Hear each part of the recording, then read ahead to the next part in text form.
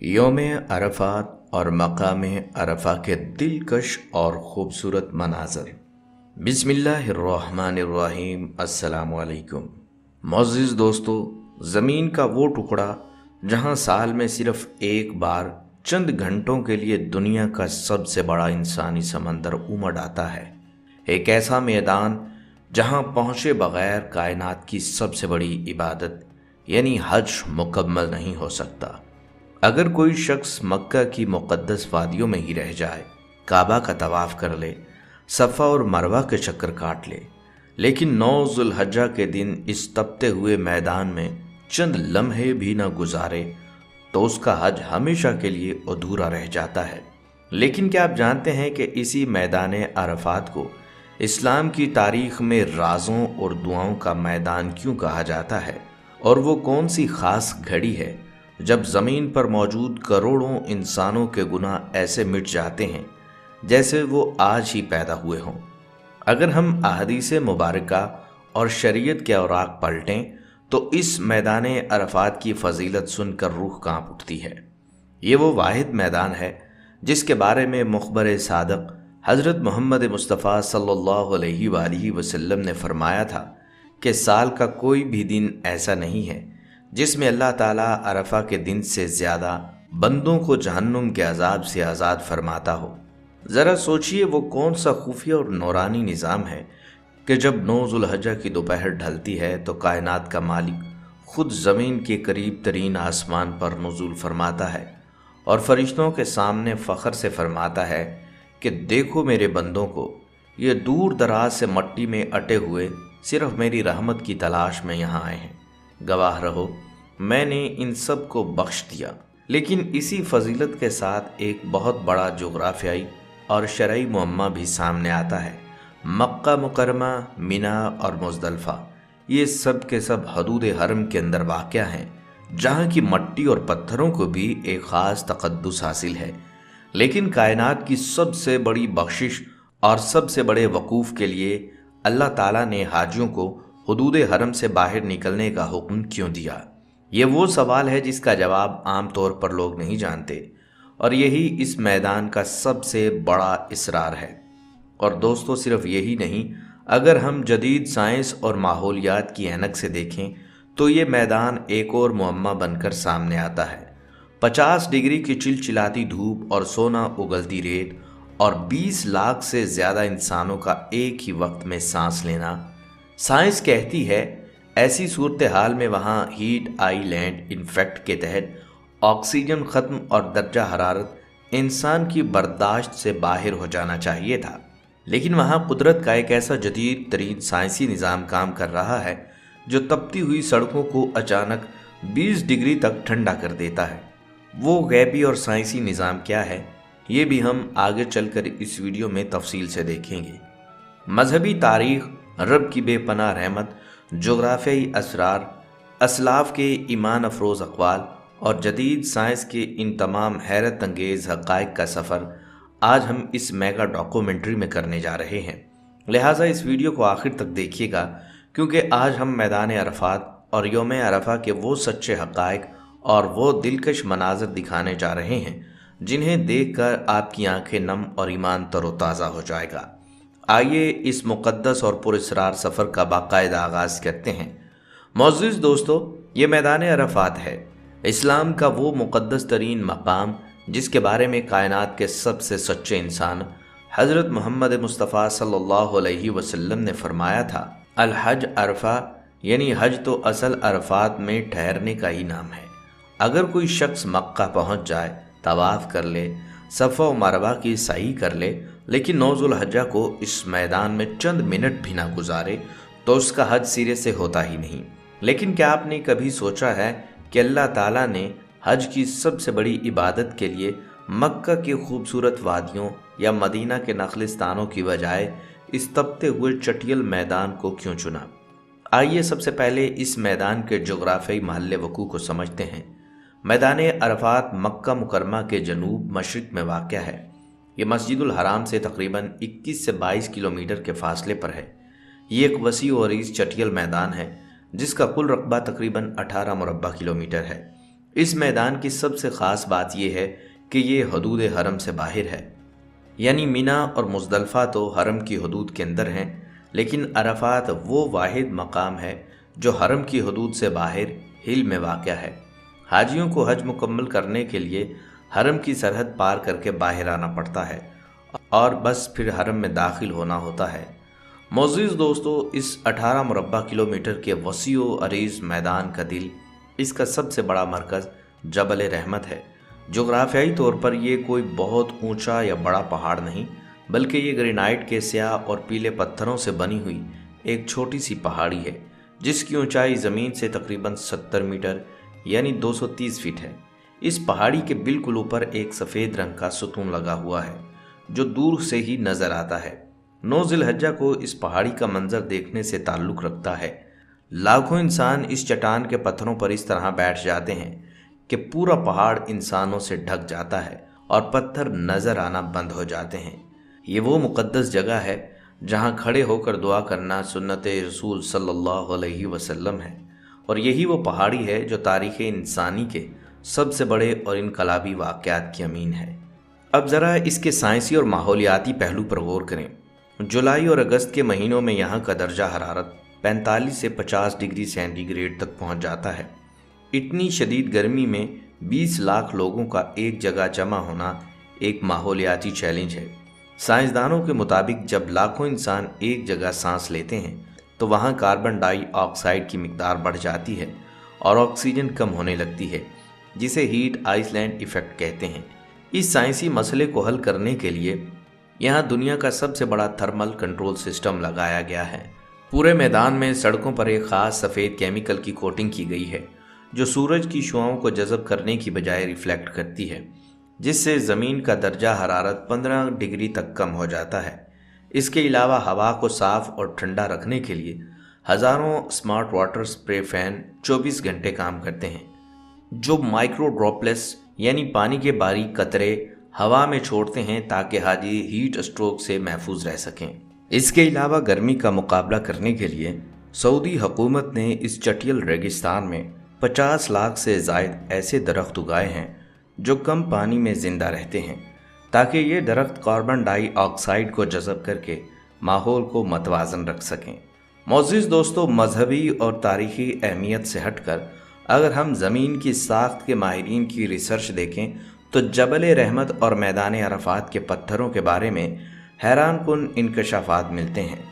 Laboratory test اور radio matric تجزیات کے مطابق جبل رحمت کی یہ پہاڑی عام پتھروں سے نہیں بنی، بلکہ یہ گرینو ڈائیورائٹ نامی ایک نایاب اور سخت ترین چٹان سے بنی ہے۔ سائنسی ڈیٹا کے مطابق اس پہاڑی کی عمر تقریباً 9.13 ملین سال ہے، جو بحیرہ احمر کے بننے کے دور کی الائنمنٹ سے جڑی ہے۔ سائنسدانوں نے جب یہاں کے پتھروں میں موجود قدرتی تابکاری کا ٹیسٹ کیا تو معلوم ہوا کہ یہاں پوٹاشیم 40 اور تھیوریم 232 کی مقدار نہ ہونے کے برابر ہے، یعنی یہ زمین حیاتیاتی طور پر انسانوں کے لیے دنیا کے محفوظ ترین اور پرسکون ترین مقامات میں سے ایک ہے۔ معزز دوستو، یہاں یہ بات واضح رہے کہ میدان عرفات کی تاریخ اتنی ہی پرانی ہے جتنا کہ خود انسان، لیکن اس میدان کا نام عرفات کیوں پڑا؟ اس حوالے سے تاریخ، تفسیر اور اسلاف کے اقوال میں 3 بڑے اور مستند حقائق ملتے ہیں۔ اول، مفسر قرآن علامہ ابن جریر طبری اور امام ابن کثیر نقل کرتے ہیں کہ جب اللہ تعالیٰ نے حضرت آدم علیہ السلام اور حضرت حوا علیہ السلام کو جنت سے زمین پر اتارا تو وہ دونوں دنیا کے الگ الگ حصوں میں گرے۔ حضرت آدم ایک جگہ تڑپتے رہے اور حضرت حوا دوسری جگہ۔ روایات کے مطابق وہ دونوں تلاش کرتے کرتے 9 ذی الحجہ کے دن اسی میدان میں پہنچے اور جبل رحمت کے پاس انہوں نے ایک دوسرے کو پہچانا۔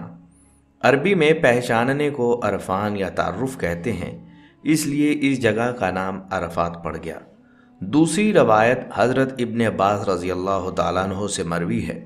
وہ فرماتے ہیں کہ جب اللہ تعالیٰ نے حضرت ابراہیم علیہ السلام کو حج کے مناسک سکھانے کے لیے جبرائیل علیہ السلام کو بھیجا تو جبرائیل علیہ السلام نے اسی میدان میں آپ علیہ السلام کو حج کے تمام طریقے سکھائے اور پوچھا، عرفت یعنی آپ نے سیکھ لیا اور پہچان لیا، تو حضرت ابراہیم علیہ السلام نے جواب دیا عرفتو، یعنی ہاں میں نے پہچان لیا۔ اس اقرار کی وجہ سے اس میدان کا نام عرفات ہوا۔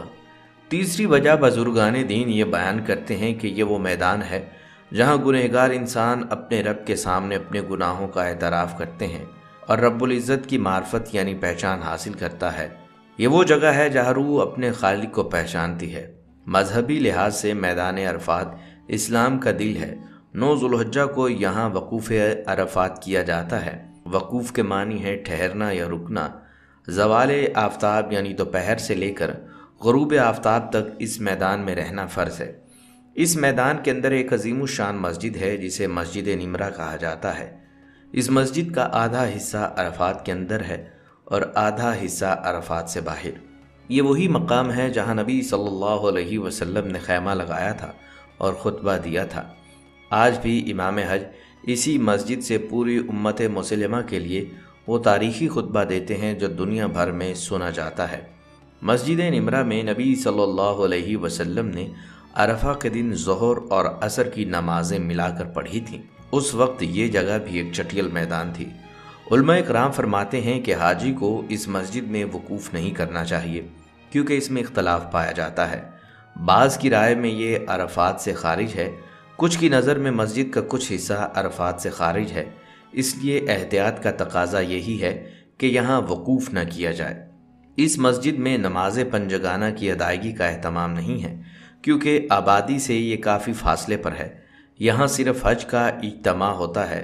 عرفات کا میدان چند گھنٹوں کے لیے خیمہ بستی بن جاتا ہے جو میلوں پر محیط ہوتا ہے۔ اسی میدان میں 9 ذوالحجہ سن 10 ہجری کو کائنات کی سب سے بہترین ہستی حضرت محمد صلی اللہ علیہ وآلہ وسلم نے اونٹنی پر سوار ہو کر ایک ایسا خطبہ دیا جس نے انسانیت کا رخ موڑ دیا۔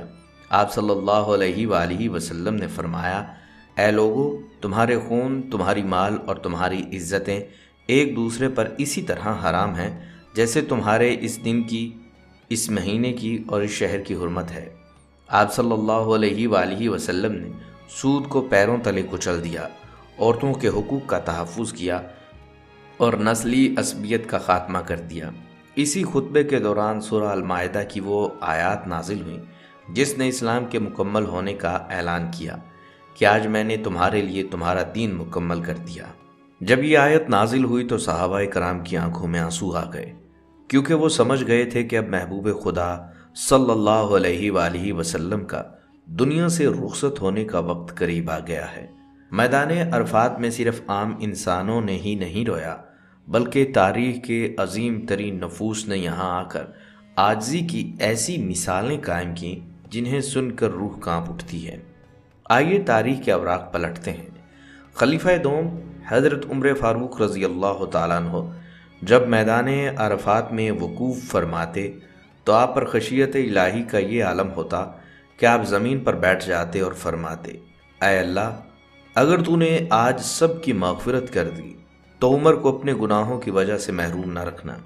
جلیل القدر تابعی حضرت سفیان ثوری رحمۃ اللہ علیہ کے بارے میں آتا ہے کہ وہ یوم عرفہ کو جبل رحمت کے پاس اپنے گھٹنوں کے بل بیٹھے رو رہے تھے اور ان کی داڑھی آنسوؤں سے تر تھی۔ ایک شخص نے ان سے پوچھا، اے سفیان، اس میدان میں موجود لوگوں میں سب سے برا شخص کون ہے؟ تو سفیان ثوری رحمۃ اللہ علیہ نے رو کر فرمایا، سب سے برا شخص وہ ہے جو یہ سوچے کہ اللہ اس میدان میں آنے کے بعد بھی اس کی مغفرت نہیں کرے گا، یعنی اللہ کی رحمت پر شک کرنا اس دن سب سے بڑا گناہ ہے۔ تبع تابعی اور بزرگ حضرت فضیل بن ایاز رحمۃ اللہ علیہ کے بارے میں آتا ہے کہ یوم عرفہ کو وہ لوگوں کو روتے اور گڑ گڑاتے دیکھ رہے تھے۔ انہوں نے اپنے ساتھی سے پوچھا، اگر یہ لاکھوں لوگ کسی سخی بادشاہ کے محل کے باہر جمع ہو جائیں اور اس سے ایک پائی یعنی چھوٹا سا سکہ مانگے تو کیا وہ بادشاہ ان کو انکار کرے گا؟ ساتھی نے کہا، ہرگز نہیں، ایک پائی تو بادشاہ کے لیے کچھ بھی نہیں۔ تو فضیل بن ایاز رحمۃ اللہ علیہ نے چیخ ماری اور فرمایا، اللہ کی قسم، ان تمام لاکھوں گنہگاروں کو معاف کرنا اللہ کے نزدیک اس بادشاہ کی ایک پائی سے بھی زیادہ آسان ہے۔ بلکہ ایک اور عبرتناک واقعہ حضرت ذوالنون مصری رحمۃ اللہ علیہ کا ہے۔ وہ فرماتے ہیں کہ میں نے عرفات کے میدان میں ایک شخص کو دیکھا جو جبل رحمت کے پیچھے تنہا چھپ کر رو رہا تھا اور زمین پر مٹی میں اپنا منہ کو رگڑ رہا تھا اور بار بار کہہ رہا تھا، اے اللہ، اگر تو نے آج اس میدان کے تمام لوگوں کو بخش دیا تو میں تجھے تیرے جلال کی قسم دے کر کہتا ہوں کہ میرے گناہوں کی وجہ سے ان پاک باز لوگوں کی دعاؤں کو رد نہ کرنا۔ یعنی اسلاف یہاں آ کر خود کو سب سے بڑا گنہگار سمجھتے ہیں، اور یہی وہ عاجزی ہے جو اللہ کے عرش کو ہلا دیتی ہے۔ معزز دوستو، اب بات کرتے ہیں اس میدان کے سب سے حیران کن نفسیاتی اور مابعد الطبیاتی پہلو کی۔ میدان عرفات کو دنیا کے اندر آخرت کا لائیو ڈیمو یعنی live demo of judgement day کہا جاتا ہے۔ نفسیاتی طور پر جب ایک انسان اپنے قیمتی کپڑے، برانڈڈ گھڑیاں، سوٹ اور دنیاوی عہدے چھوڑ کر صرف 2 چادروں میں ملبوس ہوتا ہے تو اس کا تکبر مٹی میں مل جاتا ہے۔ یہاں کوئی VIP نہیں ہوتا۔ تپتی ہوئی دھوپ میں جب سب ایک ساتھ کھڑے ہوتے ہیں تو انسانی دماغ کو یہ احساس ہوتا ہے کہ مرنے کے بعد جب ہم قبروں سے اٹھائے جائیں گے تو منظر بالکل ایسا ہی ہوگا۔ میدان عرفات اصل میں میدان حشر کی یاد دلاتا ہے۔ وہی تپتا ہوا سورج، وہی لاکھوں کا ہجوم، وہی ایک لباس اور وہی اپنی اپنی بخشش کی فکر۔ نفسیات دان کہتے ہیں کہ جو انسان عرفات کے میدان میں چند گھنٹے رو لیتا ہے اس کا کتھارسس یعنی ذہنی اور روحانی صفائی ہو جاتی ہے۔ وہ اندر سے ہلکا ہو جاتا ہے، اس کا ڈپریشن ختم ہو جاتا ہے، کیونکہ اسے یقین ہو جاتا ہے کہ اس کا بوجھ اتار دیا گیا ہے۔ دنیاوی لحاظ سے یہ میدان انسان کو سکھاتا ہے کہ انسان کی حیثیت اللہ کے سامنے ایک فقیر سے زیادہ کچھ نہیں، اور اخروی لحاظ سے یہ وہ مقام ہے جہاں دنیا میں رہتے ہوئے ہی جہنم سے آزادی کا پروانہ مل جاتا ہے۔ حدیث پاک میں آتا ہے کہ اللہ تعالیٰ یوم عرفہ سے زیادہ کسی اور دن بندوں کو جہنم سے آزاد نہیں فرماتا۔ معزز دوستو، ذرا سوچئے، مکہ مکرمہ وہ شہر ہے جسے اللہ نے بلد الامین کہا، جہاں ایک نیکی کا ثواب 1,00,000 نیکیوں کے برابر ہے، جہاں شکار کرنا، درخت کاٹنا، حتیٰ کہ کسی کو تکلیف دینا بھی سخت گناہ ہے۔ مینا اور مزدلفہ بھی اسی بابرکت حرم کا حصہ ہیں۔ لیکن جب حج کا سب سے بڑا دن آتا ہے، جسے نبی کریم صلی اللہ علیہ وآلہ وسلم نے پورے حج کا خلاصہ قرار دیا، تو اللہ تعالیٰ اپنے مہمانوں کو حکم دیتا ہے کہ میرے حرم سے باہر نکل جاؤ اور اس غیر حرم یعنی ہل کے میدان میں جا کر کھڑے ہو جاؤ۔ آخر ایسا کیوں ہے؟ اسلامی مفکرین، اولیاء اللہ اور مفسرین نے اس کے پیچھے ایک انتہائی خوبصورت اور دل دہلا دینے والا فلسفہ بیان کیا ہے۔ اسلاف فرماتے ہیں کہ مکہ اور حدود حرم اللہ کا شاہی محل ہے اور حاجی اللہ کے دربار میں آئے ہوئے گنہگار سائل ہیں۔ جب ایک مجرم کسی بادشاہ کے پاس معافی مانگنے جاتا ہے تو وہ سیدھا محل کے اندر داخل ہونے کی جرت نہیں کرتا۔ وہ پہلے محل کے باہر شدید دھوپ میں بیرونی دروازے پر کھڑا ہو کر گڑ گڑاتا ہے، روتا ہے اور اپنے گناہوں کا اعتراف کرتا ہے۔ میدان عرفات اللہ کے محل کا وہی بیرونی دروازہ ہے۔ اللہ تعالیٰ اپنے بندوں سے فرماتا ہے کہ تم اتنے گناہوں کے بوجھ کے ساتھ سیدھے میرے حرم میں وقوف مت کرو، پہلے حرم کی سرحد سے باہر جاؤ، عرفات کے تپتے ہوئے میدانوں میں اپنی خطاؤں کا اقرار کرو، اپنے آنسوؤں سے اپنے گناہوں کے داغ دھو ڈالو، اور جب غروب آفتاب کے وقت تمہارے سارے گناہ معاف کر کے تمہیں بالکل پاک صاف کر دوں گا، تب تم ایک معصوم بچے کی طرح دوبارہ میرے پاک حرم یعنی مزدلفہ اور مینا میں داخل ہونا۔ سبحان اللہ، یہ ہے وہ غیبی اور روحانی راز جس کی وجہ سے عرفات کو حدود حرم سے باہر رکھا گیا ہے۔ معزز دوستو، آئیے اب اس تاریخی معجزے کی طرف بڑھتے ہیں جس نے صوتیات اور فزکس کے ماہرین کو چکرا کر رکھ دیا۔ تاریخ کی مستند کتابوں میں درج ہے کہ 9 ذوالحجہ سن 10 ہجری کو جب نبی صلی اللہ علیہ وآلہ وسلم نے اپنی اونٹنی قصوہ پر سوار ہو کر خطبہ دیا تو وہاں 1,20,000 سے زائد صحابہ موجود تھے۔ 1400 سال پہلے نہ تو کوئی لاؤڈ سپیکر تھا، نہ مائکرو فون تھا اور نہ ہی کوئی ساؤنڈ سسٹم، لیکن تاریخ کا سب سے بڑا سچ یہ ہے کہ اس مجمع کے سب سے آخر لائن میں بیٹھے شخص کو بھی آپ صلی اللہ علیہ وآلہ وسلم کی آواز اتنی ہی صاف اور واضح آ رہی تھی جتنی پہلی لائن میں بیٹھے شخص کو۔ آخر یہ کیسے ممکن ہوا؟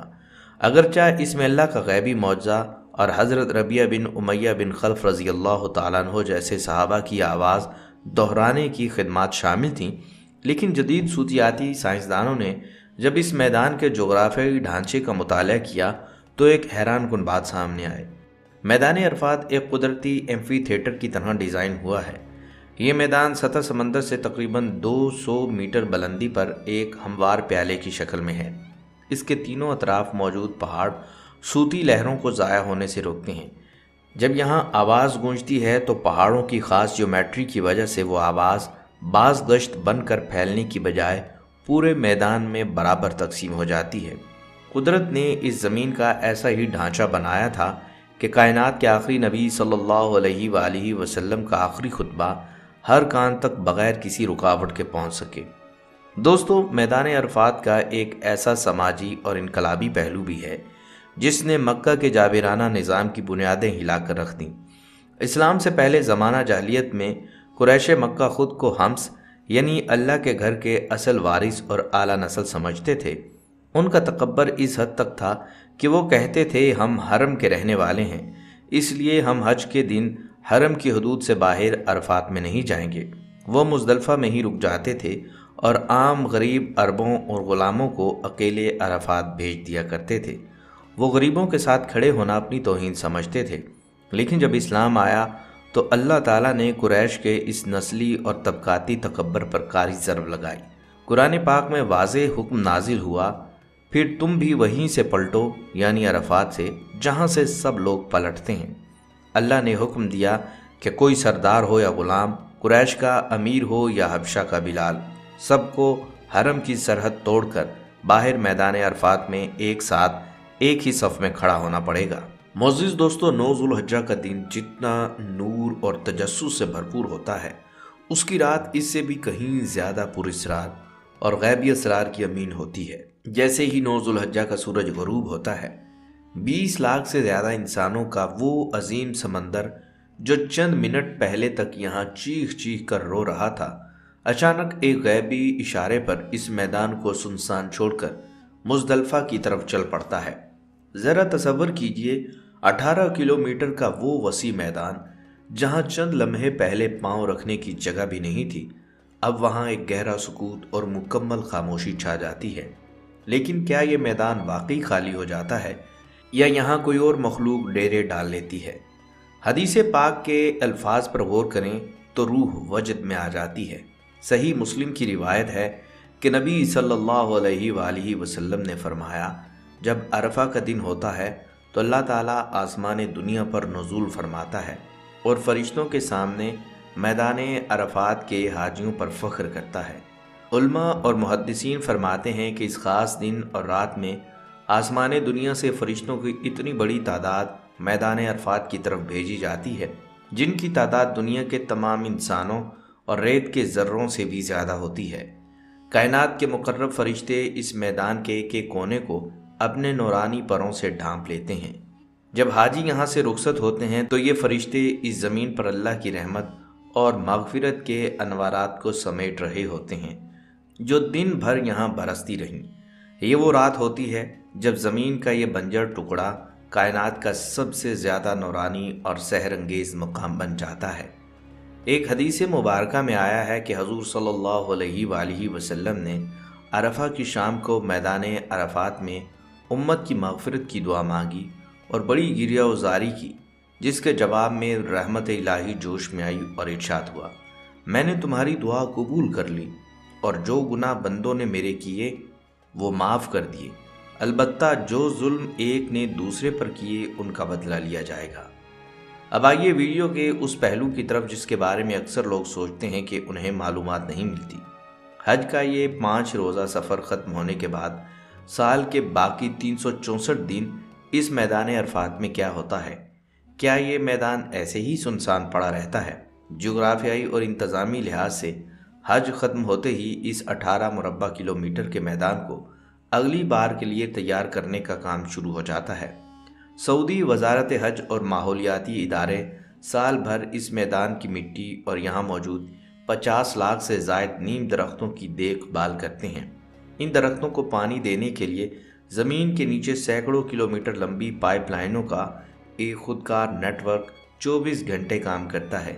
یہ درخت صرف گرمی کم کرنے کے لیے نہیں بلکہ سال بھر مکہ کے ماحول کو آکسیجن فراہم کرنے کا ذریعہ بھی ہیں۔ اگرچہ میدان عرفات عام دنوں میں بالکل خاموش ہوتا ہے، لیکن اس کا مرکز یعنی جبل رحمت سال کے 12 مہینے دنیا بھر سے آنے والے عمرہ زائرین کی توجہ کا مرکز رہتا ہے۔ روزانہ ہزاروں مسلمان مکہ سے یہاں آتے ہیں، اس تاریخی پہاڑی پر چڑھتے ہیں جہاں ہمارے پیارے نبی صلی اللہ علیہ وآلہ وسلم نے آخری خطبہ دیا تھا۔ عام دنوں میں یہاں وہ ہجوم تو نہیں ہوتا، لیکن اس جگہ کی روحانی فضا یہاں آنے والے ہر شخص کو حج کے لیے ان مقدس لمحات کی یاد دلاتی رہتی ہے جو یہاں گزرے۔ معزز دوستو، میدان عرفات کی یہ تفصیلی اور دلچسپ داستان ہمیں سکھاتی ہے کہ انسان چاہے کتنا ہی گنہگار کیوں نہ ہو، اللہ کی رحمت کا دروازہ اس کے لیے ہمیشہ کھلا رہتا ہے۔ یہ میدان گواہ ہے کہ جب انسان اپنے تکبر کے لباس کو اتار کر رب کے سامنے جھک جاتا ہے تو رب اسے کائنات کا سب سے معزز انسان بنا دیتا ہے۔ دعا کیجئے اللہ تعالی ہم سب کو، ہمارے والدین کو اور اس ویڈیو کو دیکھنے اور شیئر کرنے والے ہر مسلمان کو اس عظیم میدان کا وقوف نصیب فرمائے، ہمیں وہاں اپنے گناہوں کے اعتراف اور بخشش کی توفیق عطا فرمائے۔ دوستو، میدان عرفات کی یہ دلچسپ ویڈیو اگر آپ کے دل کو چھو گئی ہے تو کمنٹ سیکشن میں آمین لکھ کر اپنی محبت کا اظہار کریں۔